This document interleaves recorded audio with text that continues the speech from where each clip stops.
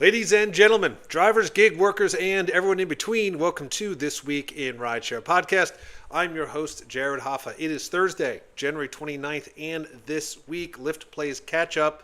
The price gap is closing, and Uber crunches data. As always, Legal Rideshare breaks it down.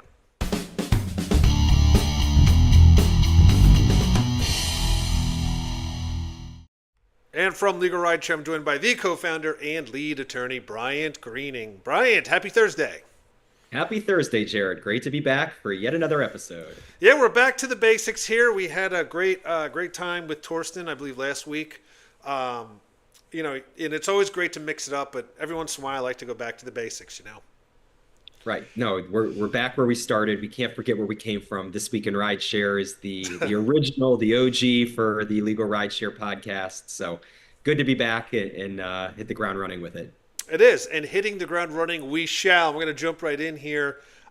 First story of the week, Lyft is working on a Lyft Teen service, as they call it.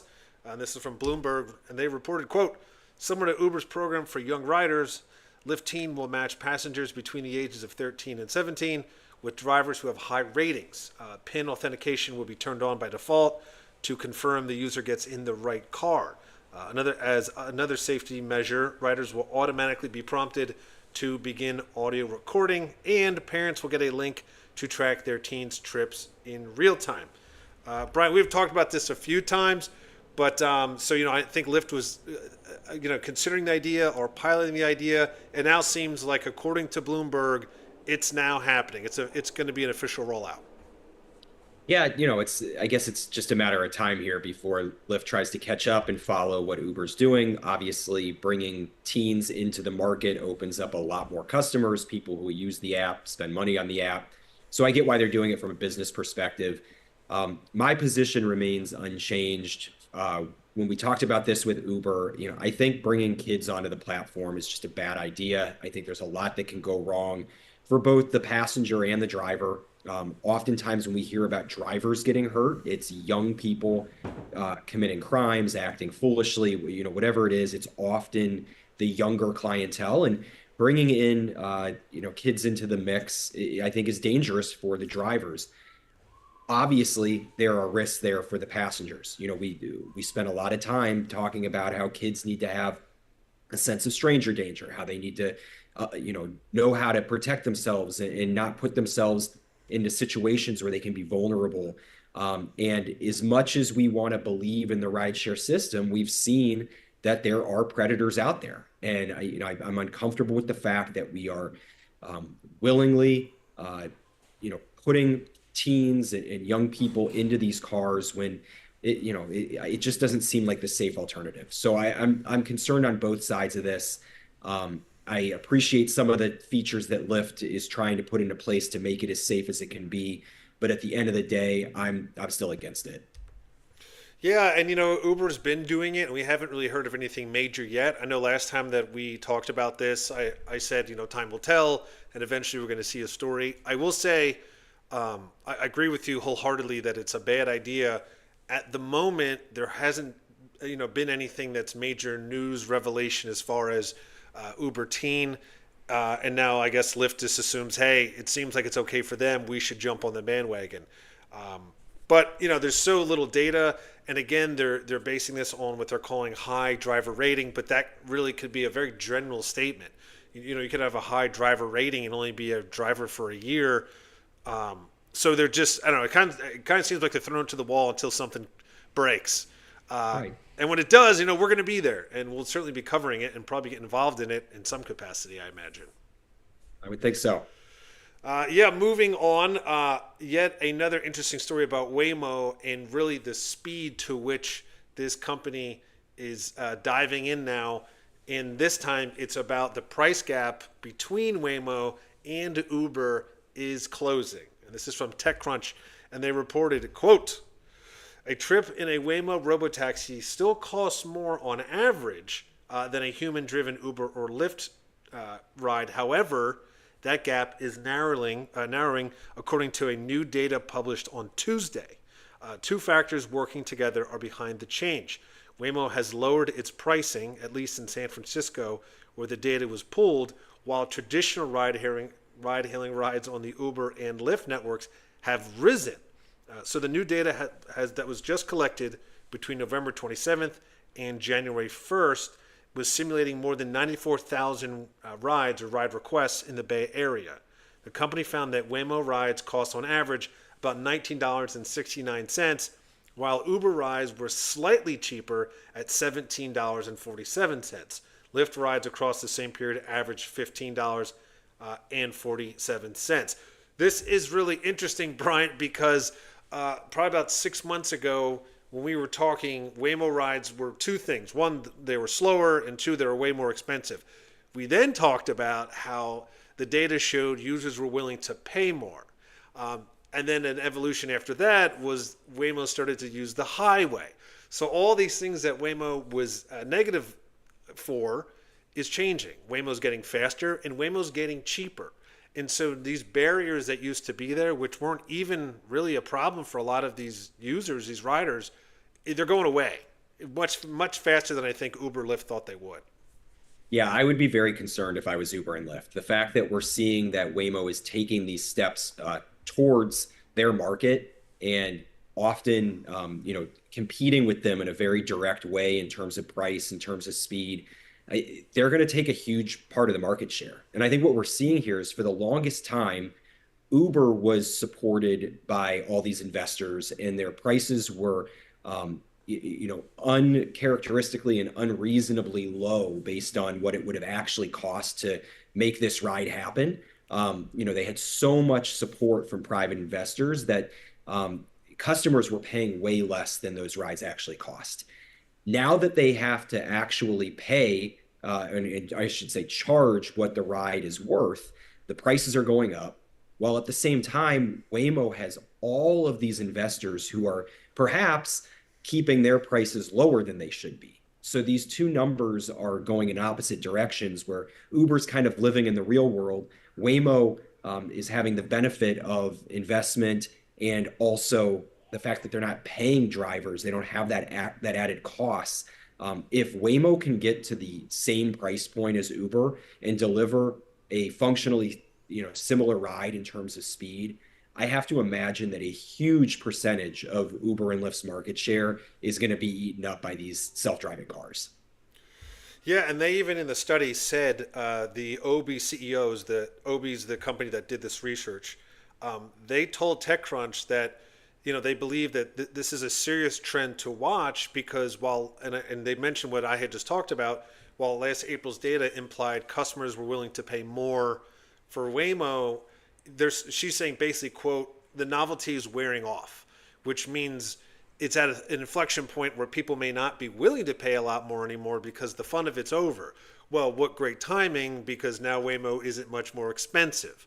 So it's like they slid in at the perfect time. And like you said, if this keeps going down and Uber surprisingly is going up in price, it's not a good look. I mean, the writing seems to be on the wall here, at least in the Bay Area.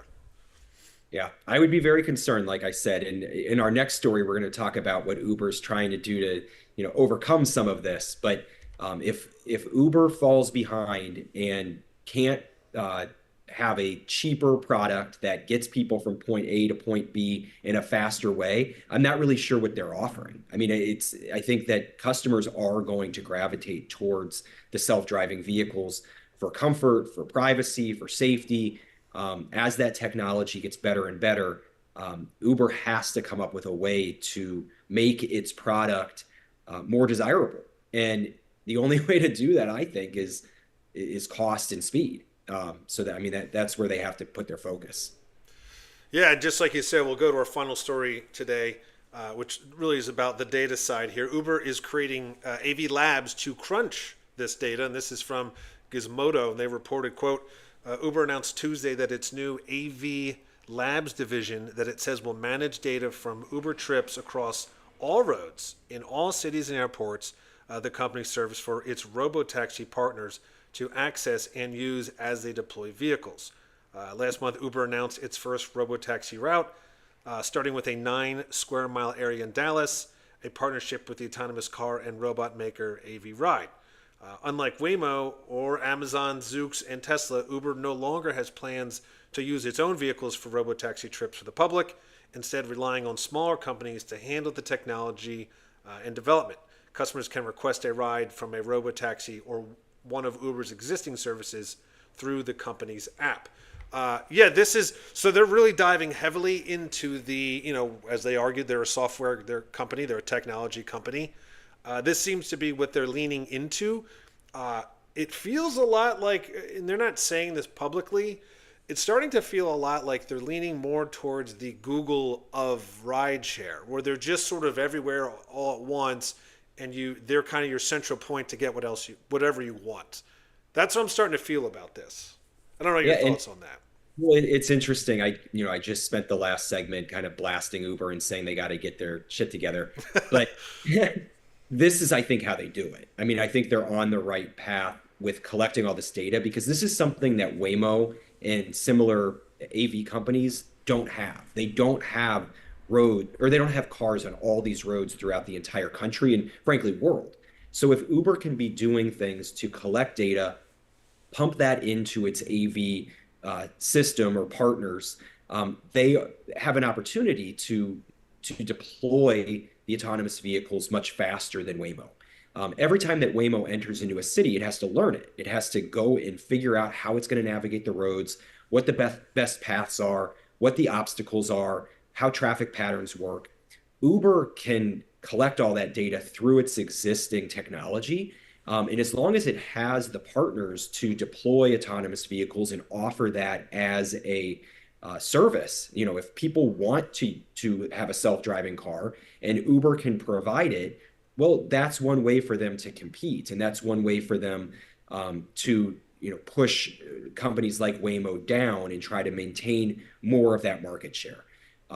We talked for a long time about how Uber has essentially abandoned trying to develop its own self-driving cars, but instead has made these strategic partnerships. I think that's smart. There's the investment in creating the technology they found to be a money loser. They found it to be very difficult. But they do have so much information at their fingertips that if they can use it to bring in partners, to make these AV partners reliant on them through data, through their market share, that is a way, I think, for them to hold on to the rideshare market and push the others down. Yeah, I mean this could end up being that they're trying to position themselves to even maybe license this data to Waymo, if it's lucrative enough for them. But it's like you said, they have over 10 years of rider and driver and just driving data. That, man, that has to be something that Waymo would love to get their hands on.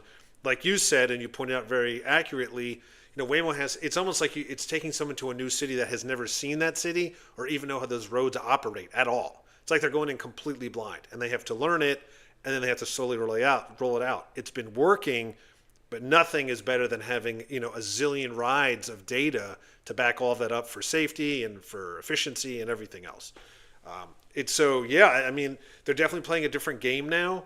I don't know where they're going to fit in. It seems like Waymo is, a year ago it seemed like Waymo was just sort of on the sides and they were maybe partners. It now looks like Waymo is diving straight into the competition. We'll see how Uber responds to it as far as, are they going to help them? Are they going to have some sort of soft partnership? Or are they going to aggressively go after and team up with another robotaxi company and then try to take out Waymo? I don't know yet. I don't see where it's going to go. There's two different paths, and I can see them just wanting to be a marketplace for all things transportation. Like they run their own rideshare division that has human drivers in it. They have these partnerships with various companies that can deploy autonomous vehicles, have that be an option on the app, take a percentage of that ride as well. If I was Uber, I would be looking to take as much of the market share as I can and take a piece of every ride out there. They don't need to own every ride as long as they're getting paid for every ride through whether it's the customer asking for the human driver and splitting it with the human driver or taking a percentage of the autonomous vehicle fare by virtue of providing data. Like they could be taking 30% of every ride in the United States if they position themselves in the right way. And that's what this seems to be about, in my view. Yeah, that's how I feel about it, honestly. And you said it best. They don't need to have every ride; they just need to have a piece of every ride all over the world. That could be their winning strategy. We'll see. But as the stories for this week, and as always, Brian, I will give you the final say before we head into Friday, and then, of course, the weekend. Yeah, we remind everybody that Legal Rideshare is always available for free consultations for any sort of accident or injury situation that you find yourself in. We help people get medical bills paid for. We help recover lost wages. We help put money in your pocket for things like pain and suffering, loss of normal life, any sort of damage that you sustain due to an injury on the job. So please don't hesitate to reach out to us. All of our contact information is on our website, legalrideshare.com. And as I mentioned, consultations are always free. It costs nothing to talk with us. So please do not hesitate. Thank you, Brian. And as I like to say, that is the end of this week in Rideshare. See you next week.